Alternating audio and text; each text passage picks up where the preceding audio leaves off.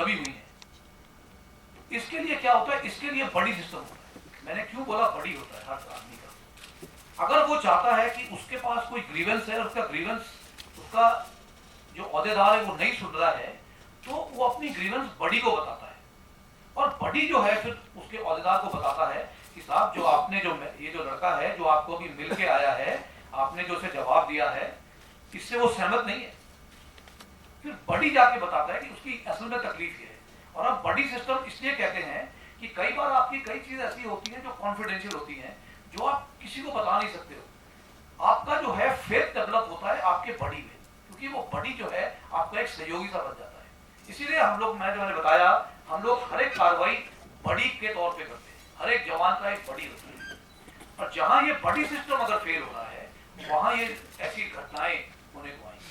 अगर किसी को कोई तकलीफ है इमीडिएट आगे हरकत करे, उसके बाद फिर वो बड़ी सिस्टम को डाउन करे। तो इसमें जो मैं कहना चाहता हूँ, कम्युनिकेशन ब्रेकडाउन नहीं होने देंगे।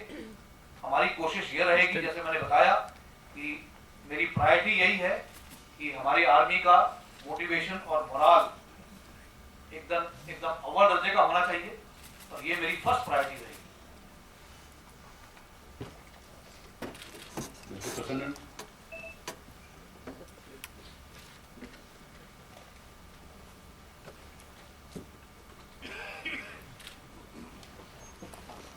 The Army has conducted two surgical strikes in the recent months. The first was one at the Myanmar border, which is reputed to have conducted at your supervision or under your supervision, and the other was across the Indo-Sea into Pakistan-occupied Kashmir in Jammu and Kashmir. Is the Army now prepared to adopt surgical strike across the border as a part of the operational doctrine? See, firstly, the credit for conducting the surgical strikes goes to the people who actually conducted it. It's a difficult operation, and I think the credit is due only to the people who have physically done the action. So that is where I would like to say, let the credit be theirs, who actually executed it. Now, as far as surgical strikes are concerned, our aim is to ensure peace and tranquility. We are trying to ensure that there should be no requirement of conducting such strikes. And therefore, we are offering this offer of peace to the adversary to say that if you reciprocate in the same manner and accept peace and tranquility on the border, we will go along. And that the necessity for conduct of surgical strikes in the future should not arise.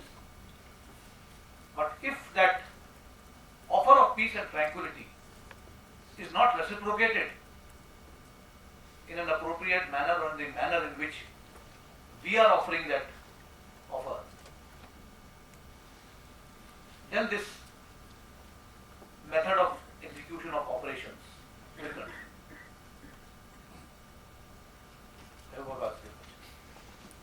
Colonel Ajay Shukla.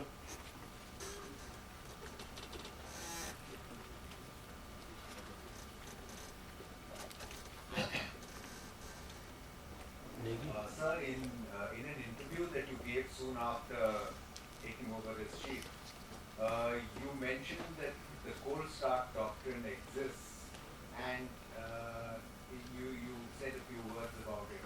Now, this is the first time somebody has actually openly acknowledged it. It has been called a number of other things and so on, but the acceptance of the cold start doctrine is the first time.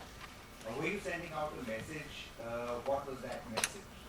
And second part of the question, there has been commentary after that by very respected defense commentators, that our capability to launch a cold start doctrine is questionable, and therefore it's not a good doctrine at all. Are there weaknesses in our ability to launch a cold start doctrine? How are those being addressed? Thank you, sir. Firstly, we have the task that is given to us by the government. Our basic task is to ensure territorial integrity. Not all tasks relating to territorial integrity can be performed by remaining defensive. There is a saying that goes, offense is the best form of defense. So whenever you are tasked for such a purpose of ensuring territorial integrity, there will always be an element of offense in your defensive strategy. How that offense is to be conducted necessitates high degree of preparation and an element of surprise. So without going into the semantics of terminologies, all that I would say is that we know that the future wars will be short and intense, and when short and intense wars are the future forms of combat, then you have to be prepared to move fast. Now, this is something which you can term in whatever way you want. The other reasoning for coming out with this was to communicate to the rank and file and the field commanders the kind of preparations they have to carry out for future combat. And that is the messaging that was meant to that statement that I made. Weaknesses? Weaknesses have to be overcome. And these weaknesses can only be overcome if you accept a strategy. If you don't accept a strategy, then you will let your weaknesses sail through and say, these are my weaknesses and this is all I can do. But when you enunciate a strategy, you say, these are the weaknesses which I need to overcome to adopt a strategy. That is how this statement came. Vishnu Som. Good afternoon, sir. So as you're aware, there was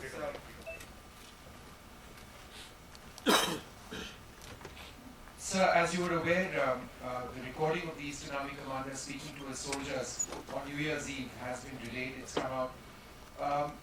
And he seems to suggest in that he's gone on leave for a period of time, during which period he's going to be looking for individuals who've tarnished or maligned his image.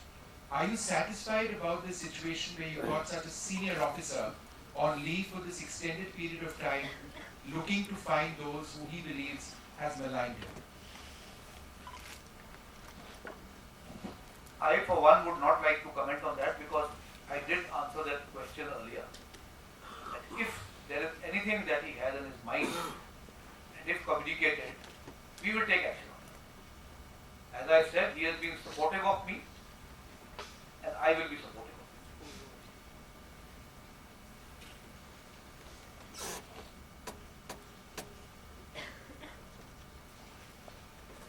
of him. Yes. John.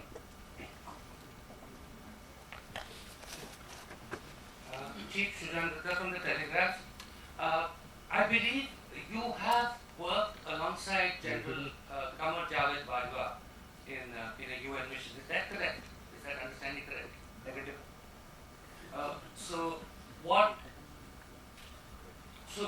That was a factually wrong report that said that you had worked in Congo together.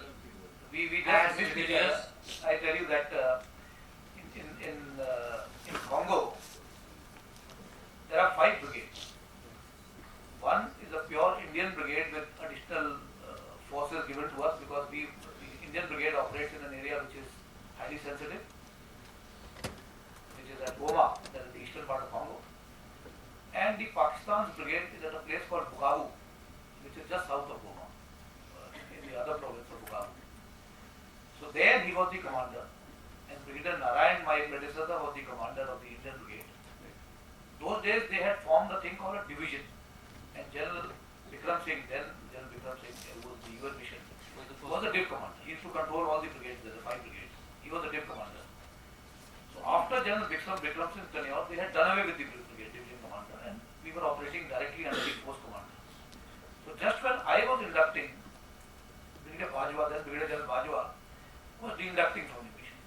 did not get the opportunity of serving with him, but I did get the opportunity to serve with the Pakistan Brigade.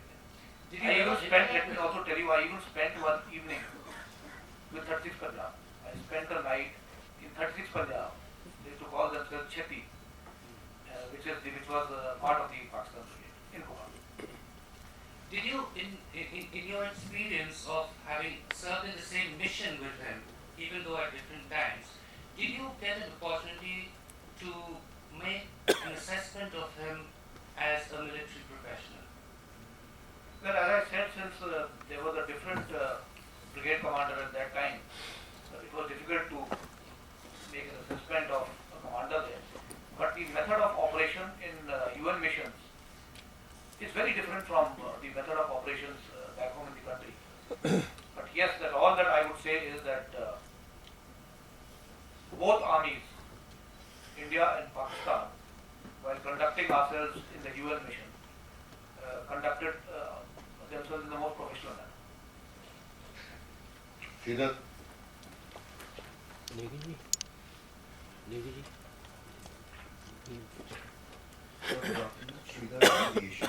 I just want to put specifics on this mechanism that you are instituting, sir, on feedback. You mentioned that the officers or soldiers need not, jawans need not have to reveal their identity. And if they do, then it will be removed at a later stage. Need to reveal that. They need to reveal that. What I have said is, a good soldier does not hesitate in shielding himself behind cover. You only shield yourself behind cover when you are faced with the enemy. When you are faced with friends, you come out with an open veil. It's better not to cover yourself at that time, when in the company of friends. So, Do it only when the adversary is on the other side. so that means it is mandatory to reveal your identity. I would request them to reveal the identity, otherwise there are different instructions. I am not saying that this system does not exist, this mechanism exists. The Adjutant General, the Military Secretary branch do get these redressal mechanisms. But I am saying that if people are resorting to the social media because they have their grievances, I am opening one more form of communication. This system exists. Today, even the Prime Minister's office has a system, the Raksha Mantri's office has a system. We are saying that instead of following so many levels, why don't we keep it within ourselves and we will address your grievances. But I would like the individual, preferably, to give out his name. Right, sir. And we will delete his name when we send this for example. मैं जा रहा हूँ fit करने Sir, my question is that how will you put in तुम जा रहे place हो fit the करने? adequate safeguards to ensure that his name does ID not वही become, assignment से मिल जाएगी he could be otherwise तो a मैं victim of लगाऊं? distribution. So how will you act, because the army is operating at so many levels. So if a Jawan, let us say at the border area, is able to, put forth his grievance in a COAS box that light जल रहे थे will, light लगा जाए laid out at some point of time at the lower formations. How will he अपने कैमरे पे light लगा लो उसकी ensure that लाइट लगा he low will not be victimized by his seniors and that his name will not be leaked out? I want just to know what you have in mind. How will you put in place such a foolproof mechanism? Thank you, sir. Yeah, that is what I am saying, that there will be just one or two people in my staff who will be handling it. So if any leak takes place and his name gets leaked out, the responsibility will lie with my personal staff. That's it. Because only they could have leaked out the name, because there will be a very confidential register in which that his name and thing will be deleted, possibly blackened from that letter which he sent, but his record maintains a register, which will be held personally in the custody of one or two officers from my own office. So I will straight away know that if it has leaked out, it could have only कैमरे का leaked frame out देख ले हाथ from here, which is my light own भी office uh will रखा have है leaked. इधर Nitin Gokhale. Light भी मेरी गाड़ी में रखा है उनके पीछे अरे जाने नहीं दे रहे ना अभी जाने नहीं दे रहा चल तू अपना कैमरा लगा मैं जा रहा हूँ जाने नहीं दे रहा बाहर अरे मैं इधर से जाऊँगा इधर से ना वो यहाँ करेंगे उधर से नहीं है Hello. I have a question on now that you spoke about human resources management and grievance management. Also, the government has taken a lead in selecting one among the 7 army commanders as the chief, not going by the seniority principle.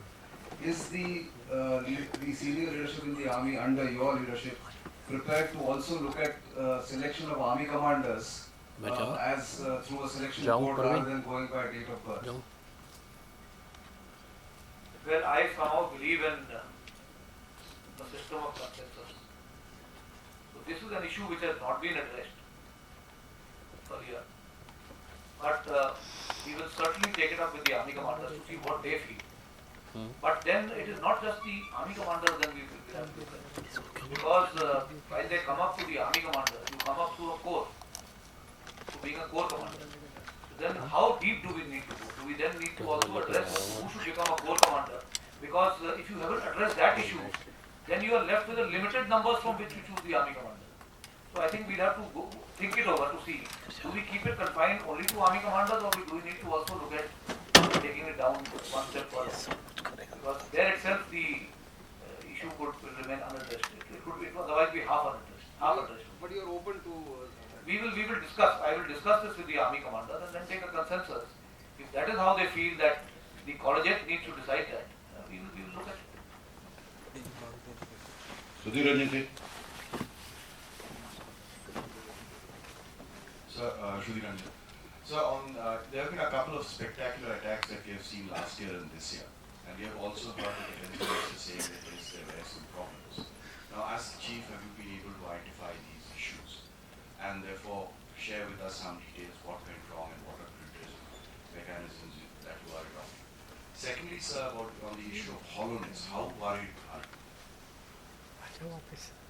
Yeah, the first question regarding the incidents that have happened. I think we were relying in the army excessively on the human factor. You know, we were putting physical guards and sentries everywhere and relying on that. And that is how we were looking at the security of our establishment. Because that is one resource which the army has. Now, having relied completely on the human resource, we found that there are various conditions, you know, whether it is conditions of bad weather, darkness, or just that one human being failing, you know, he just dozes off at a time when he is supposed to be on duty. So we realized that that is not the best mechanism, and that for the security, for improving our security, we have to now also factor in technology. Which means while a human being is ensuring the safety and security of the premises, he has to be enabled and empowered with technology. And that is the issue that is being addressed. To make sure that these lapses that have happened because of human error, which are coupled with the weather and climate that prevails in our country in various areas where, you know, you put a sentry at, let us say, 200 meters apart, it is good on a nice clear night, but visibility can change, and then you need to realize that you need to have additional sentries because the visibility has dropped down to maybe 50 meters. So those issues, I think, with that, for such sudden change of weather, because you find that the fog can come and go. So rather than relying increasingly on human resources and putting in extra guards and sentries, because that is something which possibly the adversary wants. You know, he wants you to commit more and more of your human resources in guarding yourself and in developing I would say a fort mentality, which is not the best way forward. We should never get embroiled in a fort mentality and have larger number of people getting committed to own protection. We have to imbibe technology and make sure that the men that are being committed, men or women who are being committed for such tasks, are given adequate rest and given time to train for the task that they are expected to perform. And hollowness. Yeah, the second question on hollowness. Hollowness is a relative term. What do you mean by hollowness and who's your adversary? If you are looking at two-front scenario, we need to address some of the issues of hollowness. Then it becomes a cause for concern. But if we are looking at proxy war and terrorism and insurgency bothering us for the time being, then it is not so much of a concern. Yes, we still need some aspects which we need to look into. As I said, we've got to look at our, the transparency, how we bring about transparency, how we ensure surveillance, and how we gather our